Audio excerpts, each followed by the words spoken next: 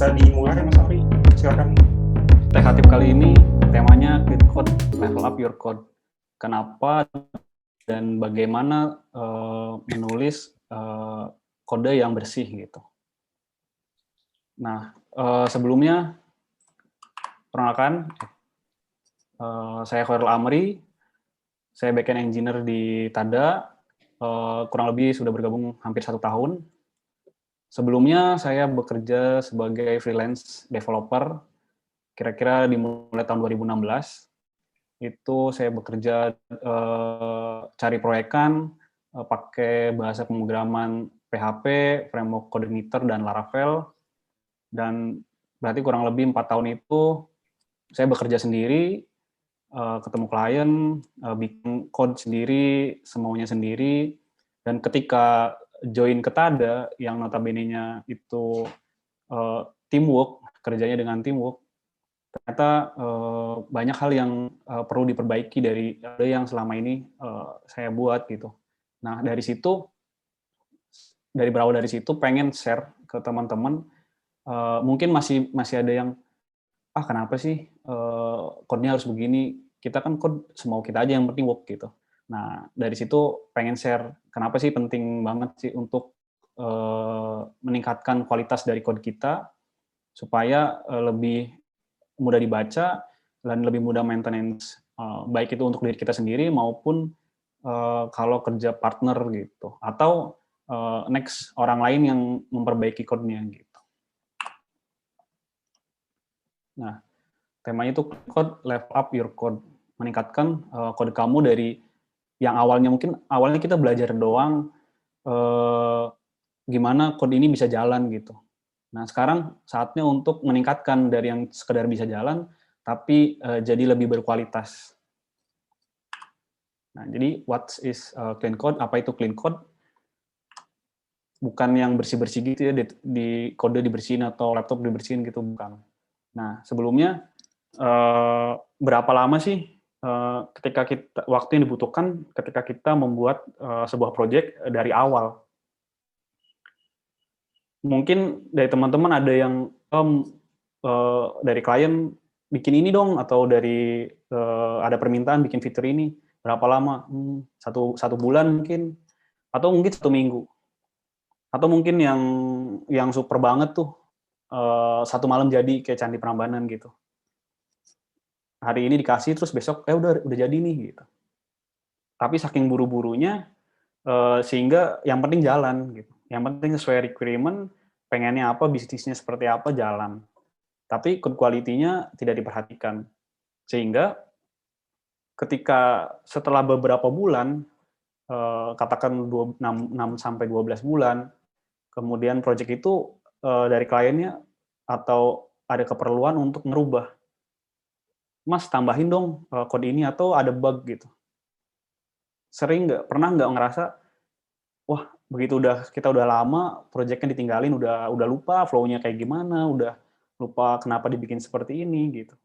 Ketika perlu nambahin satu fitur atau benerin bug, akhirnya kita butuh waktu bermalam-malam, beberapa hari untuk sekedar mengingat lagi, ini kok kenapa kayak gini ya? Gitu. Kenapa kayak gini? Kenapa kok ini bermasalah gitu? Dulu enggak kok. Kita banyak habisin waktu bukan untuk menyelesaikan problemnya gitu, tapi kita nginget-nginget lagi kodenya tuh flow-nya gimana sih, alurnya gimana sih, gitu. Karena waktu kita ngerjain itu buru-buru 1 malam jadi kayak ketik, terus langsung beres gitu. Kita nggak tahu flow-nya gimana, urutannya, yang penting besok jadi gitu. Nah, dari situ ada sebuah studi yang mengatakan rasio waktu yang dihabiskan seorang programmer itu dengan menulis code-nya itu 10:1. Berarti kayak 10 menit kita baca code-nya, 1 menit kita menulis code-nya. Bayangkan itu baru 10 menit gitu. Ketika code-nya udah banyak, udah besar banget, bisnisnya udah kompleks, berapa lama waktu yang kita butuhkan untuk menambahkan satu fitur atau ngebenerin satu bug? Karena kita ngabisin waktu di reading-nya itu, readingnya kita lama karena penulisannya masih kotor, masih nggak rapi, bahkan kita sendiri pun bingung gitu untuk membacanya. Apalagi ketika kita kerja di company dan teamwork, yang bikin code-nya udah keluar nih, udah resign gitu, nggak ada yang nerusin. Terus suatu waktu butuh perubahan dan kita pegang, kita kayak butuh waktu 1 minggu untuk mempelajari flow-nya aja gitu, mempelajari alurnya dari code-nya. Karena si code-nya itu nggak bisa bercerita, flow-nya gimana sih, nggak bisa ngasih tahu ke kita gitu. Dan orang yang empunya tuh udah nggak ada, udah keluar gitu kan. Jadi kita gimana nanya ke mana gitu. Akhirnya butuh waktu 1 minggu, 2 minggu, mungkin 1 bulan itu hanya untuk ngabisin waktu di membaca code-nya gitu, ketimbang nambahin code-nya atau writing code-nya. Dan saya pun mengalami gitu, ketika selama 4 tahun itu kerja sendiri, ya code gimana gimana saya sendiri sih gitu kan. Eee, nggak pakai style, nggak pakai aturan segala macam, yang penting jalan. Begitu gabung ke company, oh ternyata begini, oh ternyata ngerasain nih, oh ini code-nya sebenarnya gimana sih gitu, ini bacanya gimana ya, flow-nya gimana. Sehingga cuma nambahin satu fitur doang, nambahin beberapa baris, misalnya cuma nambahin 3 baris, tapi untuk mencapai, nambahin 3 itu kayak butuh hari untuk memahami flow-nya gitu. Jadi benar ini studinya bahwa, waktu yang dihabiskan untuk membaca dan menulis kode itu 10:1. Benar-benar ya benar-benar lama banget untuk bacanya. Sehingga dari sini perlu eee, diperbaiki. Gimana sih supaya kita atau orang lain, mudah untuk membaca kode. Nah, ini ada sedikit grafik, cost per change dengan waktu yang dibutuhkan. Ketika kita menulis kode secara, kotor atau asal-asalan, yang penting cepat dan jadi gitu. Di awal cepet banget, ngerjainnya. Kayak tadi semalam jadi gitu, 1 minggu jadi. Oke, udah tambah banyak fitur, tambah banyak, kemudian ditinggalin atau udah tambah kompleks, lama-lama ini, malah semakin lama kita ngerjainnya. Nah, ini semakin ke atas, cost-nya dengan waktunya semakin lama. Berbanding beda banget dengan yang clean code. Awalnya mungkin iya lama, karena kita harus, pakai berapa aturan, terus, bikin berapa ini, pemecahan gitu. Tapi untuk, ke depannya itu jadi lebih baik, cost yang dibutuhkannya terhadap, waktu sedikit gitu, nggak terlalu banyak karena entah siapa yang pegang, karena code-nya sudah bersih, sudah bagus, mudah untuk mempelajarinya walaupun si empunya tuh udah exit gitu, udah nggak ada gitu, udah kita nggak bisa tanya-tanyain. Atau bahkan mungkin bukan cuma untuk, code-nya orang lain, code-nya kita sendiri yang dikerjain udah setahun, 2 tahun yang lalu, ketika kita buka lagi, "Apa ini? Ini apa sih maksudnya?" Gitu. Kita kita sendiri aja yang bikin lupa gitu. Nah, eee, good programmer programmer yang baik itu menulis kode untuk, mesin gitu. Tapi programmer yang hebat itu menulis kode untuk programmer lain. Nah, ini perlu jadi, garis bawahi bahwa, kita bisa, bikin program, bikin kode, itu yang penting jalan. Itu kita jadi programmer yang bagus lah, yang good programmer, kelompok good programmer. Tapi nggak semua good programmer ini, itu bisa jadi next level ke great programmer, di mana kode-nya itu, bisa dibaca untuk orang lain, another programmer. Nggak semua programmer ini ada di level great programmer. Padahal ini nggak mesti another programmer ya. Kadang, kita bikin kode itu untuk diri kita di masa depan gitu, supaya diri kita di masa depan mudah memahaminya, mudah mudah untuk melihat kembali, untuk maintenance-nya dan lain-lain, kayak gitu.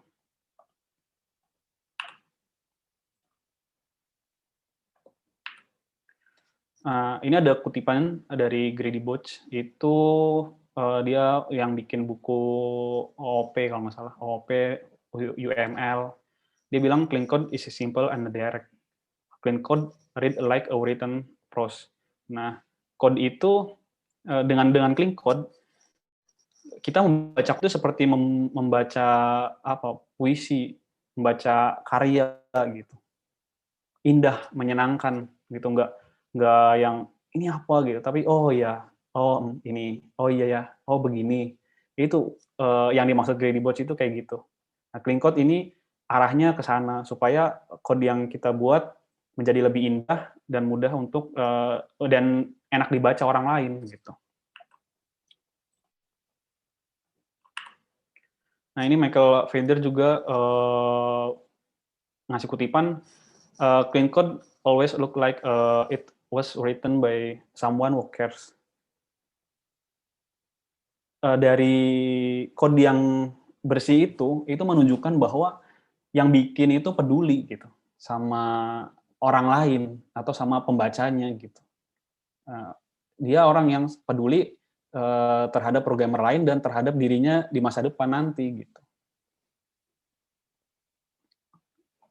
Kenapa dia peduli? Karena kode yang kotor itu ya lama dibacanya. Butuh 10 untuk membaca itu butuh effort 10:1 dibanding menulis. Nah, sudah berantakan kodenya, flow-nya nggak jelas, itu bikin kita orang lain mungkin bacanya juga udah pengen ngumpet aja, maksudnya mengumpat gitu. Oh, bulan puasa nggak boleh. Nah, makanya perlu banget kita meningkatkan level itu ke clean code. Efeknya juga kita nggak memperhatikan clean code ini. Nah, ini kita juga berarti nggak peduli dengan kalau kerja bareng tim itu nggak peduli sama tim yang lainnya atau orang lain. Kita yang penting jadi kerjaan kita, KPI kita tercapai, task yang diberikan ke kita jadi, tapi kita nggak peduli dengan teman-teman yang nanti mungkin mereka akan kebagian ngehandle apa yang udah kita kerjakan gitu. Akhirnya begitu udah kompleks, udah ribet banget tuh flow-nya, udah bermacam-macam, terus kayak siapa nih mau yang ngebenerin gitu. Wah, nggak mau, takut rusak gitu. Akhirnya code kita malah jadi legacy gitu, malah jadi apa ya namanya, prasasti gitu, yang ini kalau dirubah takutnya rusak, takutnya malah kacau gitu, malah nggak ada orang yang mau megang gitu. Nah, pekerjaan seorang programmer itu apa sih sebenarnya? Nah, programmer make a code work, benar ya. Pekerjaan kita ini bagaimana membuat kode itu bisa bekerja terhadap mesin gitu. Mesin ini bisa membaca kode kita. Tapi kita lupa gitu.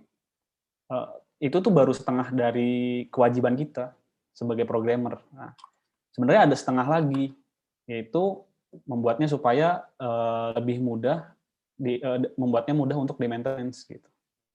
Nah, ini yang sering kita lupain. Yang penting kode jalan gitu. Yang penting ini bisa memenuhi kebutuhan dari klien atau mungkin kebutuhan dari fitur yang target yang dikerjakannya. Tapi kita lupa kalau kita juga harus membuat code itu mudah untuk di-maintenance. Baik itu untuk diri kita maupun untuk programmer lain.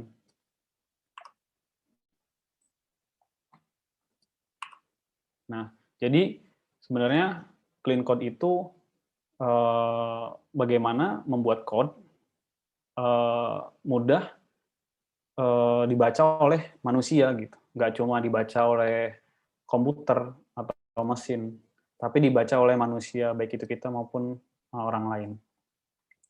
Nah, untuk mencapai clean code ada beberapa prinsip-prinsip yang bisa digunakan. Banyak sih yang ngasih prinsip atau mungkin share prinsipnya, tips and triknya untuk clean code seperti apa. Nah, kurang lebih saya rangkum jadi beberapa poin ini, kurang lebih. Yang pertama, mudah dibaca dan memiliki makna, gitu. Jadi nggak cuma apa namanya, kayak mungkin kita dulu pernah belajar gitu, bikin program itu kita definisi variabel tuh D doang atau A doang gitu. Ya mungkin untuk belajar nggak apa-apa, tapi untuk production, untuk real project itu sangat tidak dianjurkan gitu.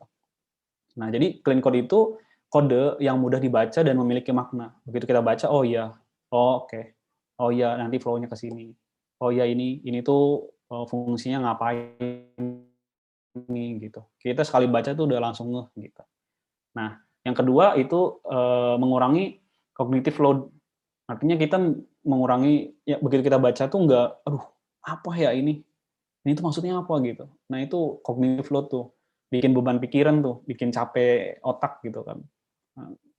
Kode yang bersih itu begitu kita baca ya oh ya oke gitu, nggak membebani pikiran gitu. Terus code-nya itu consist to the point, konsisten, punya makna dan jelas gitu. Code-nya itu ngapain sih gitu. Per setiap barisnya tuh jelas. Ini ngapain, ini ke sini gitu.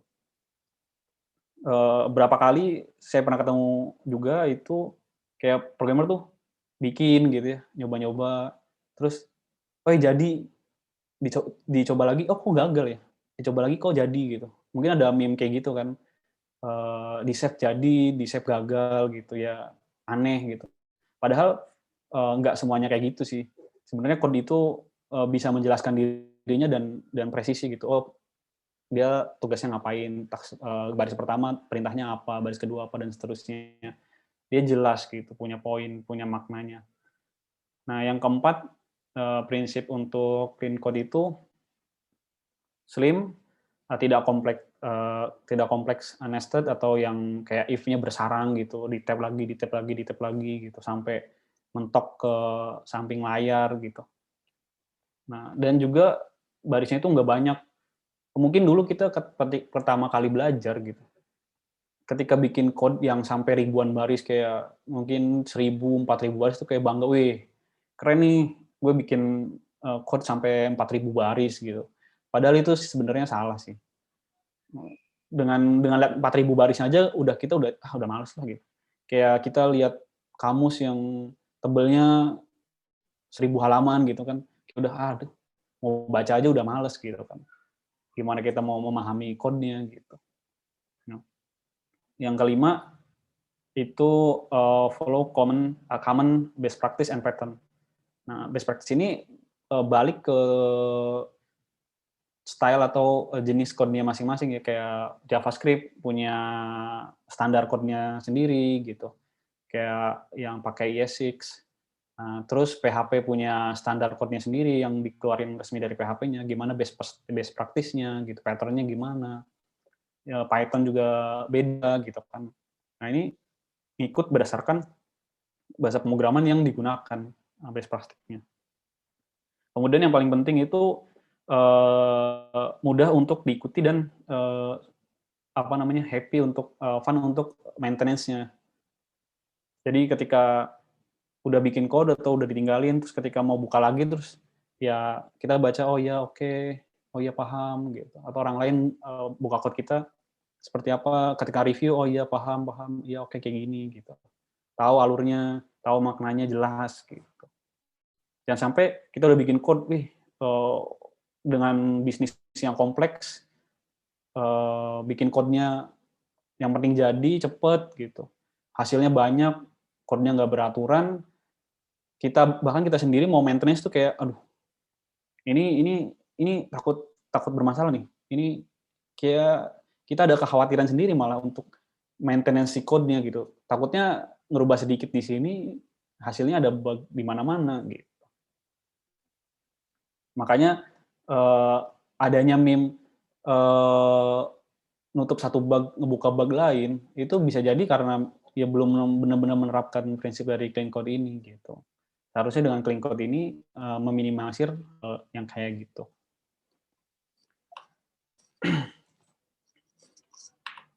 Nah, clean code ini ada meme juga bagaimana mengukur sebuah kualitas dari code gitu. Nah, ini dihitung dari berapa WTFS per menit.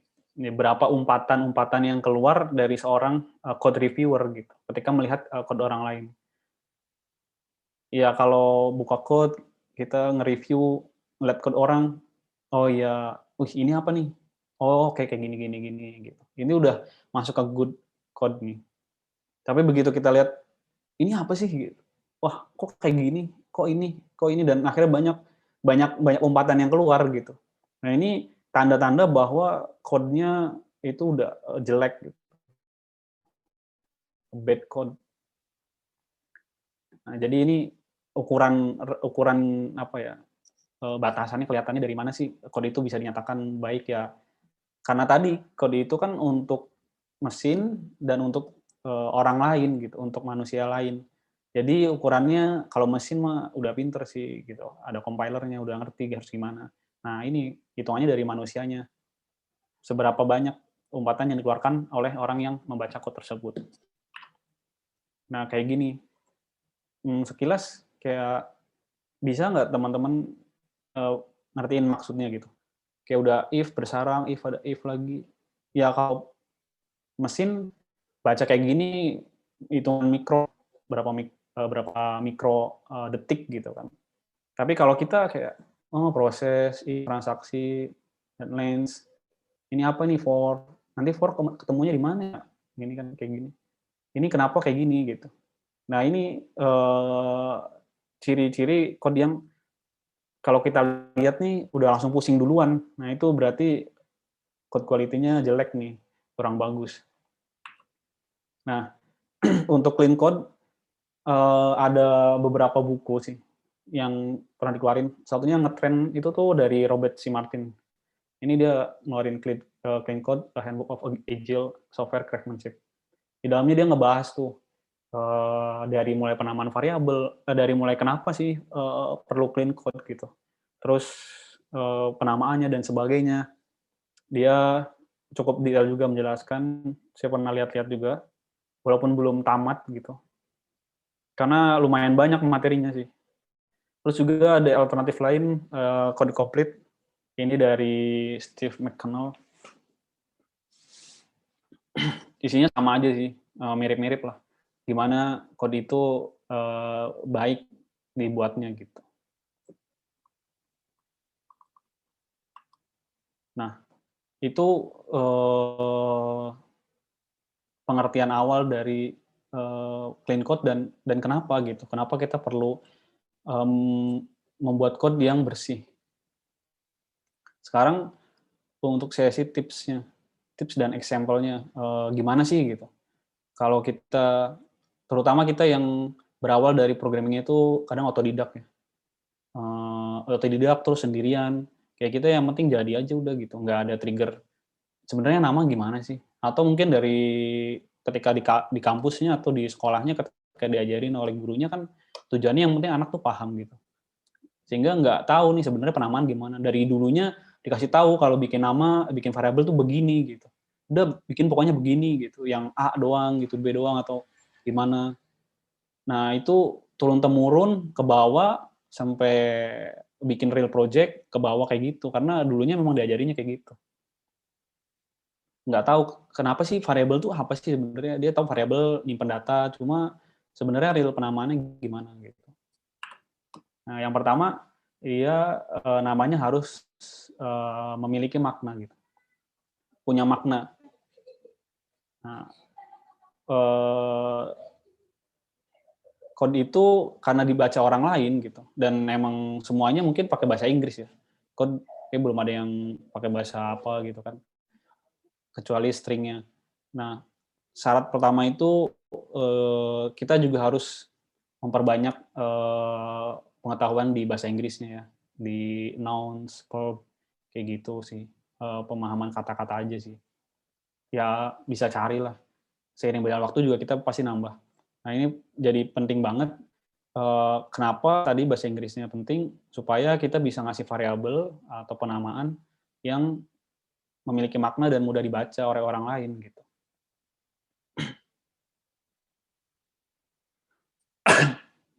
Nah, nama itu penting banget. Kenapa? Karena ini jadi basic awal. Nama itu kemana-mana, kayak nama variabel, nama konstanta, nama function, nama kelas, bahkan nama filenya gitu. Itu jadi poin pertama yang penting banget. Seorang programmer untuk mencapai clean code itu harus tahu bagaimana memberikan nama gitu. Emang ini bagian yang paling susah. Kita ngasih nama sesuatu tuh susah gitu. Kayak ini mau dikasih nama apa ya? Kita tahu maknanya nih, kita tahu goalnya, tapi bingung nyari kata-katanya apa gitu. Emang bagian yang paling susah, tapi nggak benar-benar susah gitu. Nah, contoh kita ngasih nama mungkin waktu awal-awal belajar code atau mungkin masih sekarang juga yang kayak gitu. Ya. Kita diajarin kayak ngambil data, misalnya ngambil data apalah gitu. Nah, kita baca kayak gini aja, yang bagian sebelah sini, sebagian kiri. Const data, get data. Oh iya, untuk pengantar sesi code clean ini, saya pakai bahasa JavaScript. Sebenarnya sama aja sih, kayak PHP gitu ya. Konsepnya sama aja kok. Jadi saya kira clean code nggak mesti berpatokan pada JavaScript kayak gitu. Tapi kebetulan sekarang saya pakainya JavaScript, jadi ya pakai ini aja untuk contohnya. Nah, kalau kita lihat dari sini, ini ada const data, get data. Ini begitu kita baca, pasti bingung kan? Data ini sebenarnya apa gitu? Data, get data. Get data ini tunggal ya, atau banyak gitu. Isinya satu data doang, maksudnya satu single object atau list atau array gitu. Nah ini dari penamaannya aja udah nggak jelas kan. Oh pas lihat kita bawahnya di looping, ada iterasi di sini const d. Kenapa d gitu kan? D itu apa? D nggak ada makna yang jelas gitu. Kenapa d gitu? Data nanti keluarnya data apa nih? Mau di konsol atau mau dipakai nanti datanya apa gitu. Kan kita nggak bisa langsung. Kita harus nyari tahu di get datanya. Get datanya dicari lagi, dibaca flow-nya. Akhirnya cuma untuk memahami 3 baris ini nih, ya punya effort untuk membaca dulu fungsinya apa gitu. Nggak bisa langsung ngeh maknanya apa gitu. Padahal kita cuma pengen baca doang sebenarnya. Apa namanya? Yang mau kita rubah mungkin ada di bawahnya lagi gitu. Cuma kan nggak mungkin kita atasnya kayak di skip gitu kan, nggak tahu. Kayak kita baca buku nggak mungkin tengahnya doang kan, nggak baca dari awal gitu. Nanti malah misleading gitu. Nah, terus ada juga penamaan kayak let u gitu. Let u doang, Khairul Amri. U-nya apa nih? U itu username kah atau apa? Atau user? Atau U-nya apa gitu. U-nya nggak jelas. Apa namanya? Penamaannya kenapa U gitu. Nggak ada maknanya nih. Sama ini juga kan nggak ada maknanya. Nggak ada makna yang jelas.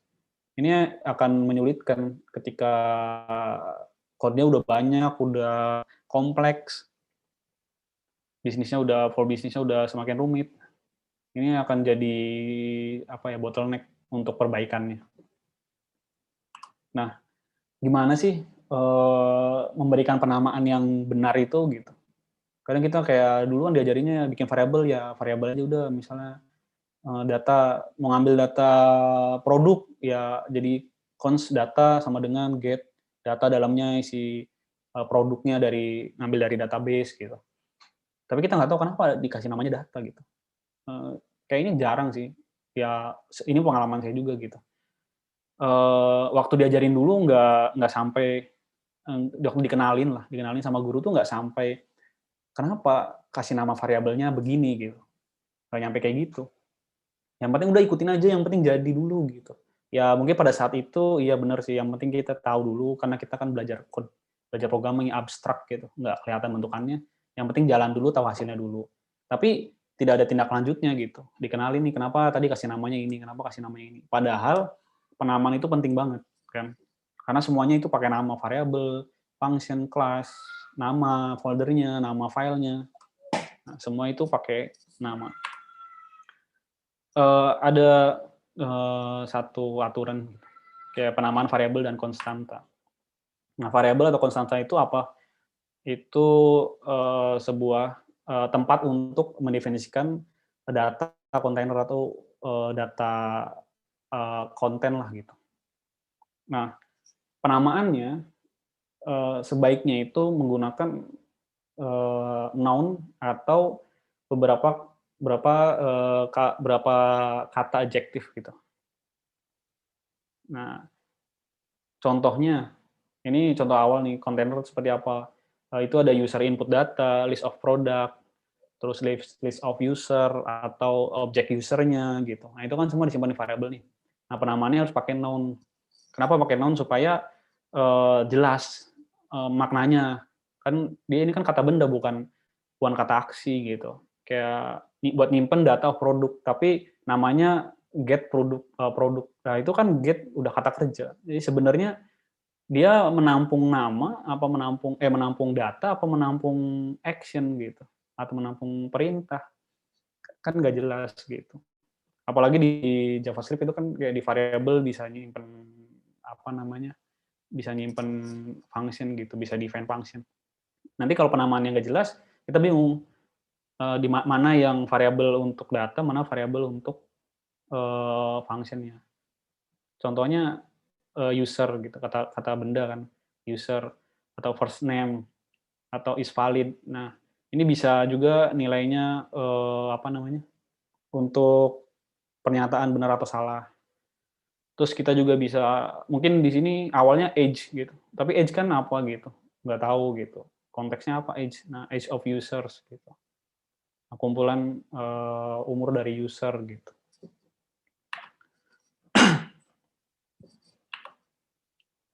Nah, variabel itu dibagi biasanya jadi kita kelompokkan tiga penamaan gitu ya, tiga jenis. Pertama, value is an object. Nah, ini describe the value. Ini juga sama describe value. Nah, kalau yang is boolean answer true or false question. Nah, ini masing-masing penamaannya bisa jadi beda gitu. Nah, nah contohnya penamaan untuk objek ya, kayak user, database, produk, terus car misalnya. Nah, ini variabel digunakan untuk penamaan sebuah objek. Nah, kalau variabel digunakan untuk number atau string, data yang udah jelas gitu, kayak name, age, ini isinya string kan, age isinya number gitu. Terus penamaan kalau pakai untuk boolean, nilai true atau false. Nah, ini pakai kalimat atau kata yang menunjukkan hasil jawaban dari pertanyaannya gitu. Is active, login, is block, is valid, dan kayak gitu-gitu. Nah, ini penamaannya udah bener nih kayak gini. Tapi bisa ditingkatkan menjadi lebih clean gitu. Oke. Nah, tergantung dari isinya ya. Kayak user, contohnya apa ya? Kayak person, penamaan person itu bisa jadi teacher, bisa jadi admin, bisa jadi customer gitu. Nah, dia biar lebih objektif, biar lebih spesifik gitu. Database itu kayak database apa nih? Pakainya MySQL kah? SQL atau MongoDB gitu. Ini database masih belum benar-benar apa ya, clean gitu. Tapi ini udah benar gitu, udah good lah, udah enak dibaca gitu. Dibanding define DB atau DT, DT apa, data table atau data apa, atau define namanya tuh US doang atau U-nya doang, apa U kan nggak tahu, atau NM gitu, NM, name atau apa, nom atau apa gitu kan, bisa bisa banyak hal gitu. Atau penamaan di sini aktif gitu, bukan is aktif, aktif aktif apa nih, aktif aksi atau apa kan nggak jelas gitu. Tapi kalau dikasih is active, oh berarti ini maksudnya nilai true benar nih, nilai true atau false isinya gitu kan. Nah, terus lanjut penamaan dari function. Nah, function ini digunakan untuk mendefinisikan perintah atau operasi yang menghasilkan suatu nilai. Gitu. Contohnya menyimpan data user gitu, save user data, check if user is valid. Nah, aksi-aksi yang seperti itu disimpan di function. Sehingga penamaannya itu perlu menggunakan verb atau beberapa adjektif juga bisa. Kenapa verb? Karena kan ini komen atau aksi, gitu. Sesuatu yang dilakukan. Nah, jadi kayak save user data ini bisa dikasih namanya save user gitu. Nggak cuma save-nya doang. Kalau save-nya doang kan apa? Apa yang di-save sebenarnya gitu? Save data user kah, apa data produk, atau data yang lain gitu. Ini nggak jelas kan konteksnya kalau save-nya doang. Tapi dengan save user, ini jadi jelas, oh save-nya data user nih, gitu. Function juga bisa dia melakukan calculate of value gitu. Penamaannya tadi kayak yang boolean tadi, isinya nilai balikannya tetap boolean yang question ini. Kenapa? Karena misalnya check if user is valid gitu, atau check if user is logged in. Nah, dia pakai adjektif untuk penamaannya is logged gitu.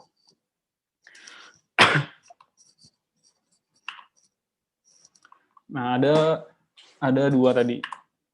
Function digunakan untuk operation dan penamaan function untuk answer true or false question. Nah, ini contoh penerapannya. Get user ini untuk melakukan operasi kan, operasi mengambil data user product.save. Nah, kalau konteksnya seperti ini udah jelas kan, dia apa namanya pakai OP kan, objek gitu. Objeknya apa .save berarti nge-save terhadap diri objeknya ini, terhadap perubahan objeknya. Jadi penerapannya bisa product.save gitu. Nggak perlu product.save product gitu. Kecuali fungsinya itu berdiri sendiri gitu.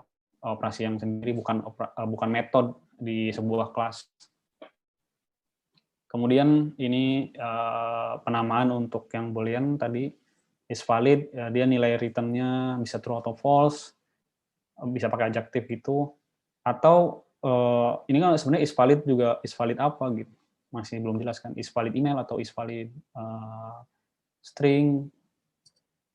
Tapi kalau penamaannya proses is paid gitu, yang kayak gini, dia udah jelas nih yang paid-nya yang mana, yang ini, si objek ini udah paid gitu kan. Nah ini sebenarnya bisa ditingkatkan jadi is valid email atau is valid apa gitu berdasarkan operasi yang di dalamnya tuh ngapain, perhitungan kalkulasinya itu ngapain di dalamnya, sehingga memberikan nilai true on false-nya.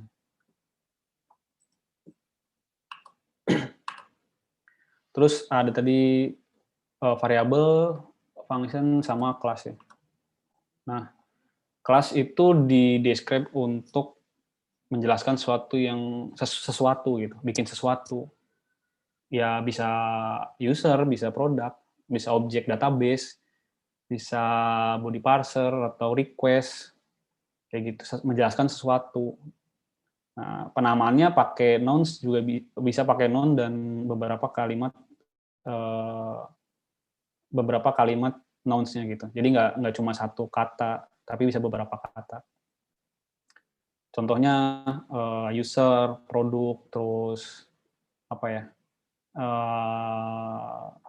request body, kayak gitu namanya. Nah, ya mungkin nggak banyak dibahas untuk yang kelas, karena beberapa juga mungkin ada yang menerapkan OP, ada yang enggak. Tapi pada intinya sama, bahwa nama ini penting. Jangan sampai kita bikin kelas kayak kelas data atau kelas objek gitu, atau apa ya, gitu. Cuma nama yang nggak jelas. Kelas apa ya, main atau yang lain lah yang nggak punya makna. Kalau kita lihat dari sini kan kelas user, berarti kita bikin objek berupa user, nanti metode-metodenya apa, metode ini menjelaskan bahwa itu aksi-aksi yang dilakukan oleh si user. Jadi jelas. Nah ini contoh praktek yang tadi, get data tadi, ini kan nggak jelas nih, apa data, get data nggak jelas, itu apa. Lebih baik dibuatnya atau ditulisnya itu dengan cara seperti ini, const users, get users gitu kan. Berarti ini ada fungsi yang melakukan operasi pengambilan data user, pengambilan user berupa jamak nih, s. Berarti list atau array bentuknya. Sehingga disimpan di sininya variabel yang menyimpan user yang banyak, berarti pakai jamak, pakai S, nah users gitu. Enaknya pakai bahasa Inggris kan kayak gitu, kalau pakai bahasa Indonesia, semua aturan pakai bahasa Indonesia kan kayak, apa penamaannya, daftar user kan banyak tuh, kalau bahasa Inggris kan cuma dikasih S-nya doang, simpel banget kan. Nah makanya, penting banget untuk bisa lebih menguasai bahasa Inggris. Kemudian ini ngambil data user, disimpan di variable users. Si users ini dilakukan iterasi atau looping untuk mengekstrak datanya. Nah, data ini disimpan di variable user. Mungkin dulu kita juga pernah cobain kayak gini, tapi ya tadi data D doang, atau di sininya U doang gitu. Nah itu jadi kebiasaan. Padahal U nanti di sini ke bawahnya bakal bingung U-nya tuh apa kan. Masih banyak U username atau U apa gitu. Kalau kita nulis satu variabel doang kayak gini, untuk searching-nya juga susah. Kita kayak di find gitu, di search D, return-nya banyak nih, ini D, ini D, ini D kan, banyak banget. Tapi kalau kita cari user, nih misalnya mau tahu get users-nya di mana nih, si fungsinya ada di mana. Nah, kita pencariannya akan lebih mudah, karena namanya udah jelas. Nggak cuma get data, ini get data ternyata yang di produk juga pakainya get data semua dikasih nama get data. Ketika cari ini get data ini sebenarnya diambil dari mana nih? Ketika ada bug, ketika ada yang perlu diperbaiki dari sini, bingung nyarinya. Nah, tapi kalau pakai gini udah di search juga udah jelas dia larinya kemana nih. Oh dari sini kayak gitu. Nah penamaan variabel juga pakai let username, jelas U, nggak cuma U-nya doang nih, tapi username jelas apa namanya punya makna penamaannya tuh. Nah, nambah sedikit kata ini lebih baik dibanding kita ngincar cepatnya aja, udah kasih nama U, kasih nama D, kasih nama gitu. Tapi kedepannya ini akan justru bottleneck-nya di sini, yang jadi masalah tuh di sini nih. Tapi dengan kita ngeluarin sedikit effort untuk ngetik beberapa kata lagi, beberapa huruf lagi, ini jadi punya makna, ke bawahnya juga akan jadi punya makna, lebih mudah dipahami, kayak gitu. Terus penamaan juga jangan terlalu berlebihan ya, penamaan yang nggak penting gitu. Contohnya ada the user gitu. Ya benar sih secara secara mungkin gramatikal atau secara bahasa Inggris ya maknanya sama dengan user gitu. Tapi kan di sini the-nya jadi nggak punya makna yang benar-benar gitu. Sedangkan kita kode itu gimana supaya slim kan, apa namanya simple tapi mudah dibaca. Nah, ini jangan sampai bikin kayak the user gitu.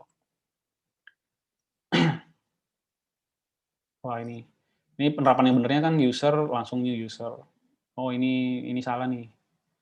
Harusnya maksudnya user aja, nggak perlu pakai the gitu. Nah, isinya juga ada fname, fname, lname, fname apa fname kan nggak jelas.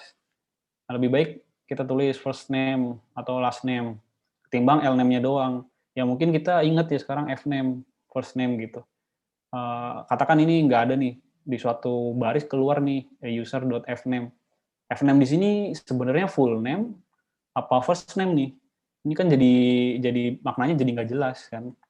Nah, makanya lebih baik untuk dipanjangkan aja, dijelaskan nih first name, oh isinya nama depan, oh ini nama belakang, kayak gitu.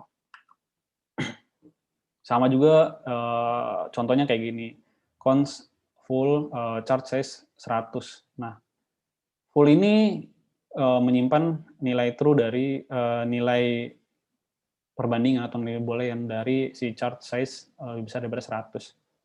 Nah, ini belum bersihnya atau kotornya. Kenapa? Full ini full aksi apa full adjektif kan. Terus 100 ini apa nilai 100 gitu. Mungkin sekarang kita ingat ya 100.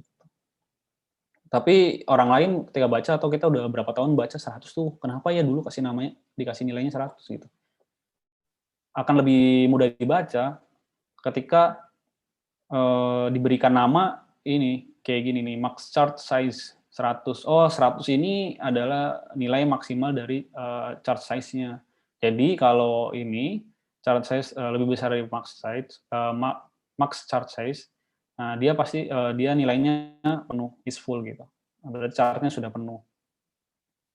Ini akan lebih mudah dipahami kan ketimbang ini gitu. Begitu buka code, ini apa, status apa gitu kan. Muncul banyak pertanyaan nih, muncul banyak umpatan nih. Tapi kalau kita baca yang sebelah sini, begitu kita buka, oh ya, oke, kayak gitu. Nah, tips kedua, itu baru tips pertama. Lumayan banyak sih. Tips pertama itu paling penting ya, karena semuanya, nama itu apa yang kita baca kan, yang awal kita baca, penting banget. Nah, yang kedua itu bagaimana code formatting should be easy to read. Bagaimana formatting code yang mudah dibaca. Nah, coba teman-teman baca kayak gini, yang rata kiri lah. Saking malesnya, saking buru-burunya kita udah nggak pakai tab-tab lagi. Nah, tapi udah berapa hari kemudian atau berapa bulan kemudian pas lihat, baru buka aja udah kayak, aduh, males nih. Apa-apaan nih gitu. Nah, baru buka aja udah keluar umpatan satu kan.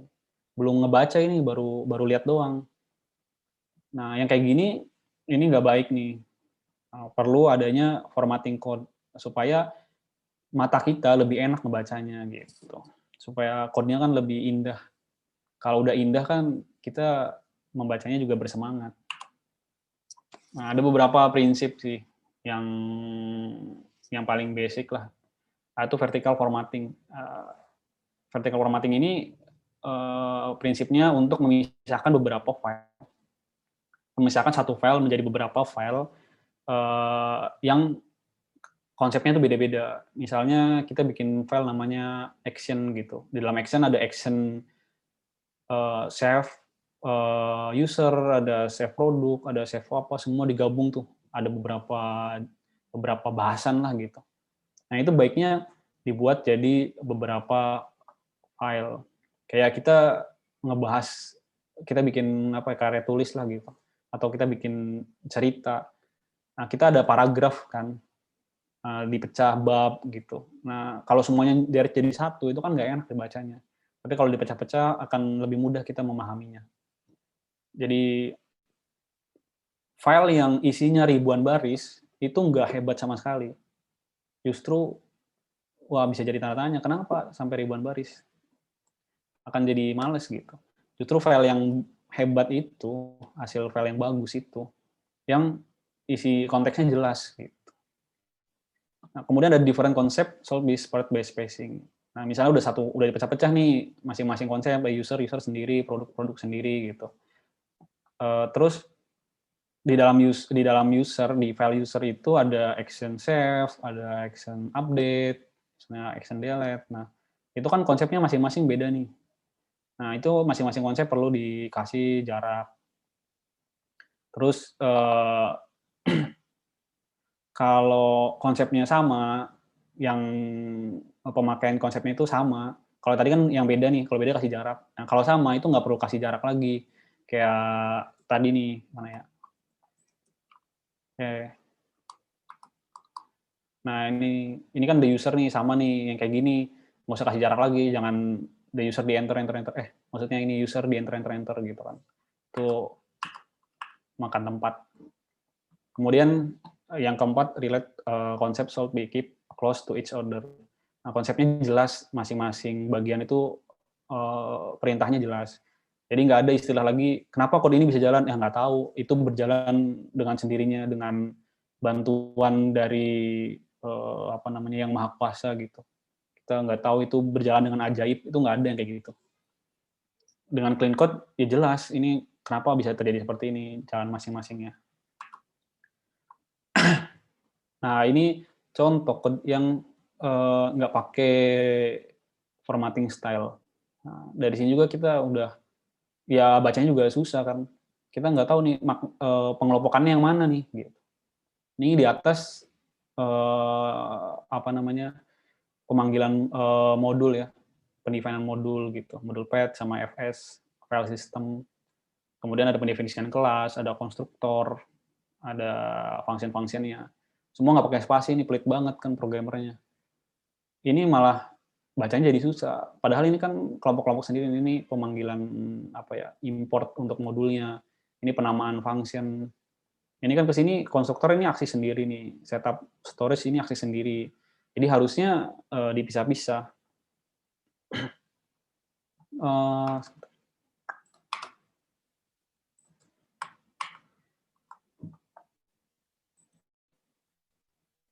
Mana ya? Seperti ini. Kelihatan ya? Ini ada bagiannya sendiri. Ini kan pemanggilan modul. Ya baiknya kita buat enter sendiri supaya dia terpisah. Pembacanya kita, oh ya dari atas ini pemanggilan modul gitu. Terus ini kelas di storage. Dia bikin kelas untuk menyimpan data. Nah, ini bisa kalau kita baca itu kan kita dari atas sampai bawah. Nah, disarankan untuk vertical formatting ini kita definisiin itu berurut. Nah, kalau kelas itu kan mungkin ada juga penamaan untuk atribut atau konstanta. Nah, penamaan itu di sini di atas. Kayak misalnya max.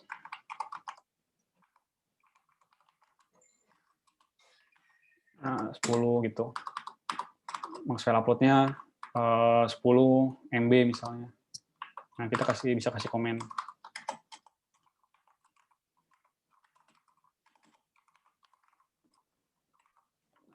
Namanya di sini di atas berurutan. Jangan sampai kita bikin penamaan tuh ada di sini nih, di bawah kayak gini. Ini kita kan bacanya kayak dari atas, bingung kan? Ini kok ujung-ujung ada di sini gitu. Nah, baiknya penamaan dari atas, jadi berurut. Terus dilanjutkan ke konstruktor. Nah, jangan juga dibikin konstruktor ada di sini gitu. Ini salah. Bukan salah sih. Ini nggak baik. Ini jalan secara program jalan. Tapi secara human, secara manusia susah bacanya. Ya karena konstruktor itu pasti yang pertama kali di-load dari sebuah function kan, pertama kali dijalankan ketika pendefinisiannya. Sehingga ya perlu dari atas. Kita bacakan dari atas ke bawah. Tapi ini nggak mesti kayak gini ya. Kadang ada beberapa bahasa pemrograman yang nggak kayak gini. Kayak contohnya Python itu dia nggak bisa manggil function kalau fungsinya nggak didefinisikan dulu gitu. Kalau ini kan dia setup storage nih. Setup storage-nya di sini, terus ininya di bawah. Kalau Python tuh nggak bisa kayak gitu. Jadi ya baik lagi tadi ada beberapa best practice di masing-masing bahasa pemrogramannya. Nah dengan diberikan spasi ini, kita juga lihatnya udah lumayan mendingan lah, udah lumayan enak kan. Oh ya ini konstruktor, oh ya ini function gitu.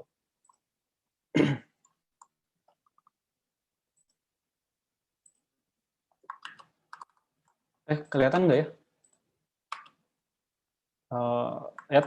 Kelihatan nggak tadi sharing screen? Ya, kelihatan kok. Oh, kelihatan. Oke, lanjut. Oke.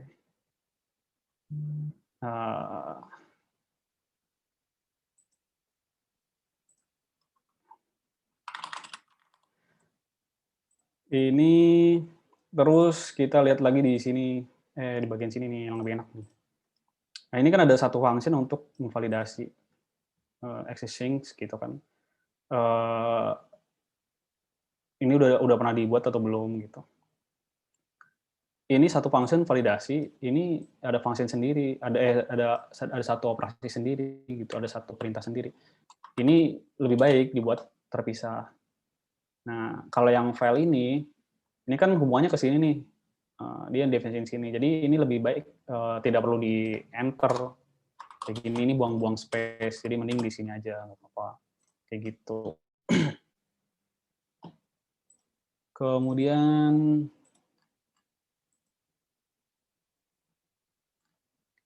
nah, di vertical formatting juga itu tadi kan ada sebentar. Konsep yang sama itu disimpan berdekatan gitu. Related concept should be keep close to each other.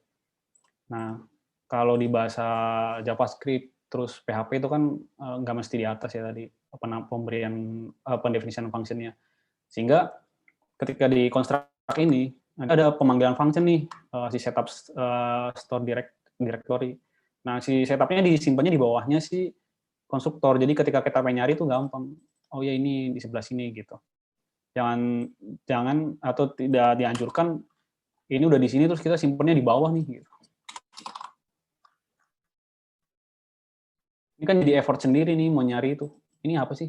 Tadi mana ya? Ya kan kita harus cari dulu gitu. Atau kayak ini kan. Jadi ada effort sendiri untuk scroll gitu. Kalau bisa ya tadi berdekatan supaya kita nggak ada effort lebih untuk reading doang kan kita cuma mau reading nih. Dan dengan kayak gini setup story kita lihat sedikit juga udah oh ya setup story di sini gitu kan. Kita klik di sini aja kalau pakai beberapa kode beberapa editor itu udah di highlight nih sebelah sini gitu.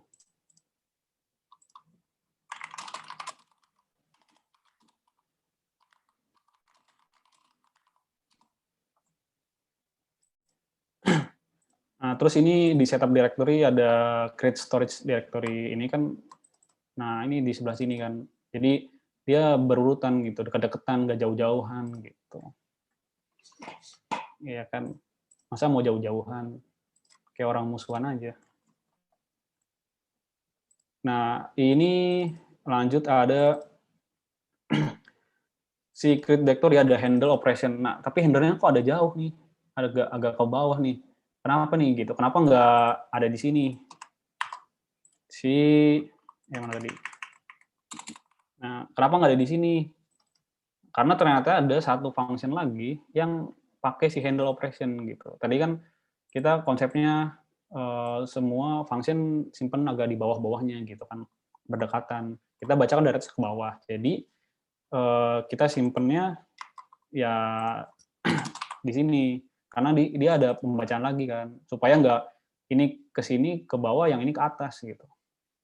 Jadi berurutan nih. Kayak gitu cara orderingnya kayak gitu. Nah, lanjut ini kan handle sistem ada di sebelah sini gitu. Nah, ini sampai sebelah sini itu kan kelas nih. Nah, ke bawah ini udah pemakaian kelasnya. Nah, ini perlu dikasih enter lagi satu. Ya nggak perlu banyak kayak gini. Satu juga sebenarnya udah cukup kan untuk ngasih space aja supaya kita bacanya nggak dempet-dempet banget. Nah, ini yang perlu dikasih spasi. Ini kan sama-sama sebenarnya sama-sama define untuk di storage-nya, yang satu log, yang satu user. Nah, ini nggak perlu dipisah jadi satu-satu kayak gini. Ini cukup jadi satu aja, karena ini kan sama nih sebenarnya. Nah, cuma operasi yang set timeout, ini kan udah berbeda dengan yang ada di storage ini. Ya udah, jadi dikasih spasi.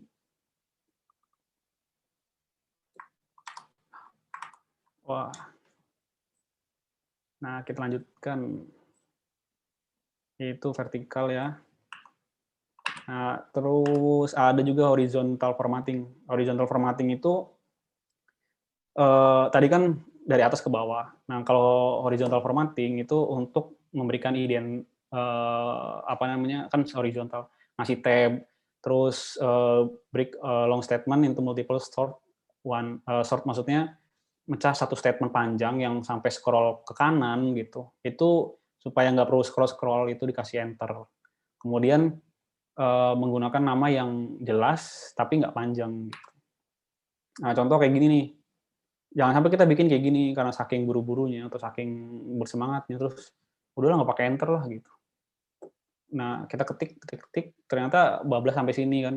Ini kalau kita mau baca nih, ini layar 24 aja udah masih kepotong nih gitu. Apalagi yang layar laptop kan harus scroll dulu gitu. Itu jadi effort lagi tuh. Kita mau baca doang jadi effort lagi buat nge-scroll. Nah, itu jangan sampai kayak gitu tuh, dihindarin. Sehingga baiknya seperti ini, dikasih tab-tab. Ini kan dia yang high levelnya nih, yang paling atas. Kemudian ini di bawahnya dia nih, ada di dalam si sub-nya si di storage, ya berarti di tab 1. Si disk store pad ini ada di dalam construct nih, ya levelnya berarti ditambahin 1. Kayak gitu terus. Sehingga jelas nih, kelihatan formattingnya enak. Enak untuk dibaca. Kita juga tahu tutup-tutupnya di mana aja. Nah, jangan sampai yang kayak gini, better untuk yang seperti ini. Terus juga jangan jangan lebay ngasih inden gitu, ngasih tab jangan lebay juga sebenarnya. Yang kayak gini sebenarnya kurang kurang baik sih. Kenapa? Karena ya penambahan gini nggak terlalu bermakna kan sebenarnya. Ya lebih baik di spasi biasa aja. Tapi baik lagi mungkin yang kayak gini berlaku di beberapa code ya. Maksudnya di beberapa situasi dan kondisi tertentu. Mungkin yang kayak gini baik, tapi mungkin nggak semua juga yang kayak gini baik. Gitu. Kayak gini kan jadi kayak agak effort juga nih nyari barisnya mana nih. Nah gitu. Oh yang sebelah sini nih. Ya sebelah sini, ini edge sebelah sini gitu kan. Tapi kalau kayak gini kan udah jelas nih, kita sekali baca juga ya udah kayak gini, langsung ketemu gitu. Bacanya lebih mudah. Nah, ini contoh juga yang perlu dibenerin.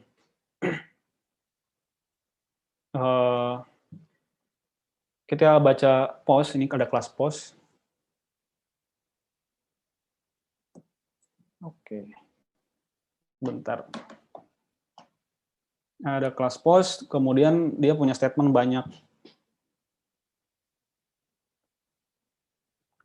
Nah, ini perlu dipecah-pecah. Kenapa? Karena agak susah juga bacanya kan. Nah, lebih baik seperti ini, is admin, gitu-gitu.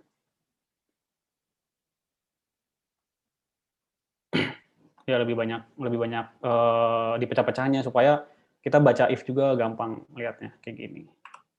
Nah, ada function harus small and do one thing gitu. Melakukan satu hal aja gitu. Function itu yang melakukan satu operasi kayak add ya add aja gitu. Nah, add-nya add apa nih? Add user atau apa? Nah, function name-nya harus jelas, ada clear name but not really long name. Sedikit aja kayak jangan add user to role with name apa gitu kan, nggak perlu, tapi sedikit tapi yang penting jelas. Kemudian role-nya juga untuk sedikit aja, jangan banyak-banyak parameter. Kemudian kalau di dalam operasinya itu banyak statement, mending dipecah-pecah. Kayak gini nih. Nah, kayak gini kalau terlalu panjang, ini kalau is valid email masih oke, login masih oke, tapi kalau udah create ini kan kita bingung nih, yang awal tuh apa ya tadinya gitu. Mail 23 nih apa nih sebenarnya? 23 umur kah, hobi kah, tinggi badan kah, berat badan atau apa? Kita nggak tahu. Terus kayak draw rectangle 5 10, 5-nya tuh apa? X-nya apa, Y-nya apa, width-nya apa, height-nya dulu gitu. Nah, nggak tahu. Kalau di JavaScript bisa di-define pakai JSON kan. Dia lebih baik seperti ini parameternya. Sehingga lebih eksplisit nih, oh ya, name, email. Jadi nggak ketuker-tuker. Kayak gitu. Nah, ini ada contoh juga kalau udah satu function yang operasinya panjang. Nah, ini mending divalidasi. Ini dipecah nih. Dia fungsinya validasi doang. Terus ini insert kan. Ini mending dibagi jadi 2. Nah, contoh kayak gini. User validasi. Yang tadi validasi itu dipecah jadi function use data is valid. Email is valid yang kayak gini nih, email dan email operasi end, kemudian email include, ini dipisah jadi satu function sendiri. Supaya kita bacanya juga lebih enak. Email is valid. Oh iya, aksinya kayak gini. Kayak gitu. Kemudian 4, struktur code should be simple and not complex. Nah, kalau lihat kayak gini ya udah berapa umpatan nih. Kayak lihat juga udah kayak aduh. Wah, gitu kan. Dan sampai seperti itu. Yang kayak gini ini bisa dihindarin struktur kayak gini. Terlalu banyak nesting itu malah bingung juga kita. Udah ya tadi kan horizontal itu pakai indent tapi terlalu banyak nesting itu nggak baik juga. Lebih baik kita pakai guard. Guard itu kayak return. Ini dia nge-break nih si apa namanya, jadi lebih cepat ngebalikin return ketika dia nilainya false. Ini kan nilainya true nih. Di dalam sini berarti melakukan aksi nilainya true. Kalau nilainya false berarti dia nggak melakukan aksi. Ya udah, kalau dia nilainya false langsung aja di return gitu kan. Ini juga sama. Kalau cek kedua nih melakukan aksi gitu. Ya udah aja melakukan aksi terus selesai kan. Ini akan lebih mudah dibaca. Ini tadi contoh yang tadi. Tapi bagaimana kalau dibentuk seperti ini pakai ini kan masih can edit nih. Ini sebenarnya bisa pakai guard. Nah, jadi return true-nya lebih jelas lagi. Kayak gini. Yang kelima, itu untuk meningkatkan code kita, pakai unit test. Nah, unit test ini tujuannya untuk kita supaya code yang kita buat itu tahu nilai dia false-nya bakal kayak gimana, berhasilnya bakal kayak gimana.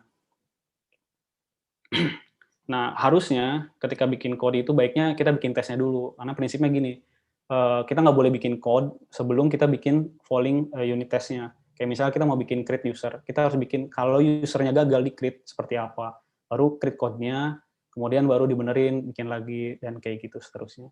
Jadi prinsipnya harusnya kita nggak boleh ngetik dulu nih, kita harusnya bikin testing dulu, unit test gitu. Unit test itu unit test driven kan, untuk tes si function-nya. Kayak gitu. Nah, ini contoh kita misalnya anggap aja bikin satu kelas Moment.js. Moment.js itu punya method add days gitu kan. Nah, kita days ini kemungkinan terjadi 3 hal. Nambahin di hari biasa, nambahin di yang yang 4 tahun sekali kabisat, terus atau yang bukan hari kabisat di bulan Februarinya.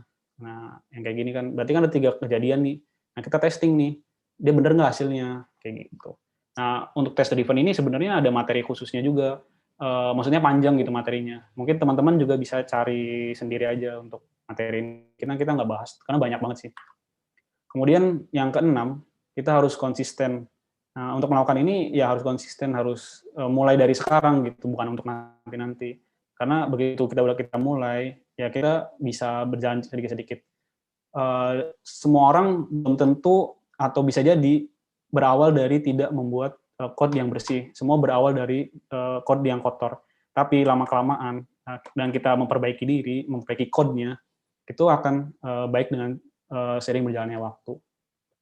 Yang terakhir, selalu melakukan code review untuk code yang udah pernah kita buat. Kadang kita bikin sekarang, oke, udah baik codingnya, ternyata 3 bulan kemudian kita lihat lagi, oh ternyata masih ada celah nih di sini, masih ada yang kotor nih, masih ada yang perlu bisa diperbaiki. Nah, lakukan hal yang kayak gitu, jangan sampai kita udah pernah bikin code, udah lupain aja gitu. Harusnya kita lihat lagi code-nya. Setelah berapa bulan, setelah ilmu kita nambah, kita lihat code orang, kan wawasan kita nambah. Nah, perlu dilihat lagi code yang sebelumnya supaya jadi masukan. Kayak gitu. Oke. Ada pertanyaan dari clean code tadi, code-nya itu kan jadi tambah panjang nih, gitu ya. Nah, bakal ngaruh nggak sih ke performance? Mungkin kalau teman-teman bingung mau nanya apa, atau apa ya namanya, mungkin ada malu lah gitu. Tapi sempat kepikiran, di clean code ini mungkin juga ya tadi ada satu apa ya, bimbang gitu ya. Sebenarnya pakai clean code ini jadi bikin lelet nggak sih? Kan code-nya tambah panjang gitu. Nah, itu gimana? Dari segi performance, apakah nanti dia bakal drop gitu, atau tetap bagus dari performance-nya? Nah, yang menarik itu ada satu kemarin ya, minggu kemarin juga pas nyiapin materi, sebenarnya ada satu YouTuber itu ya, namanya siapa ya? Aku lupa sih. Dia ngebahas tuh perbandingan antara clean code dengan yang dirty-nya gimana. Itu jelas ada perbedaan karena yang clean code yang biasa itu kan kayak cuma satu baris doang. Kalau ini kita pecah-pecah tuh, otomatis ya mau nggak mau pasti makan memori, makan resource. Ada perbedaannya itu hanya kisaran nggak sampai 1 milisecond gitu. Hanya ada perubahannya tuh mikro gitu. Nah, ini yang menarik. Berarti ya katakan itu kan karena short function ya, function sedikit. Tapi kalau functionnya banyak, atau misal code-nya udah banyak, bisnisnya, logiknya udah banyak, mungkin ada perbedaan. Tapi dengan short function itu aja cuma nggak nyampe 1 milisecond. Mungkin ketika code yang benar gitu, function yang benar, itu mungkin perbedaannya 1 milisecond atau 10 milisecond lah mungkin paling banyak gitu. Tapi dengan perkembangan teknologi yang sekarang, yang komputer tuh benar-benar cepet banget ya. Nggak kayak yang dulu pakai disket tuh. Kayak kalau bikin program cuma berapa KB doang bolehnya gitu kan. Betul. Iya. Sekarang kan juga memori udah semakin banyak. Kayak RAM juga udah, laptop rata-rata udah 8 GB, 4 GB gitu. Hal perubahan kayak gitu nggak berpengaruh banget, nggak kerasa banget gitu. Ya, tapi bahasa pemrogramannya yang itu ya, yang compile based, bukan yang itu. Apalagi yang kayak interpreter. Yang udah compile base itu lebih cepat. Nah, akhirnya kalau ditimbang-timbang perbedaan antara performance dengan kemudahan kita maintenance ini akan lebih baik maintenance gitu. Performance agak lelet dikit nggak apa-apa, tapi kita nambahin fitur ke depannya, nambahin bisnis ketika bisnisnya berubah, itu akan lebih cepat. Ketika ada bug, kita cepat benerinnya. Ketimbang performance-nya bagus yang cuma nurunin berapa milisecond itu, ya. Tapi kita ngorbanin kemudahan untuk maintenance atau kemudahan untuk merubah fitur yang kayak harus sebulan jadinya gitu. Padahal kalau code-nya bagus, clean itu kayak 1 minggu jadi kayak gitu.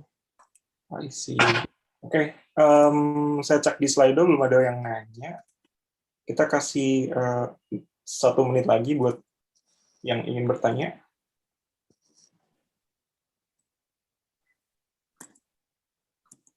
Atau barangkali ada yang mau nanya langsung, kita persilahkan juga. Karena kita harus di Slido sih.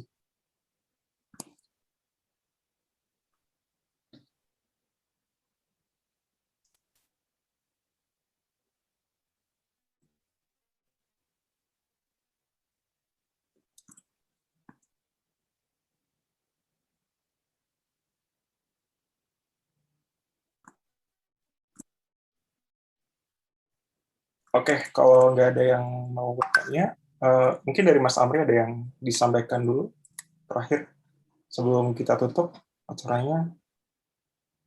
Oke, yaitu sekitar 7 tips dari saya gimana meningkatkan code kita jadi lebih clean gitu. Tapi sebenarnya nggak berpatokan kayak gitu juga.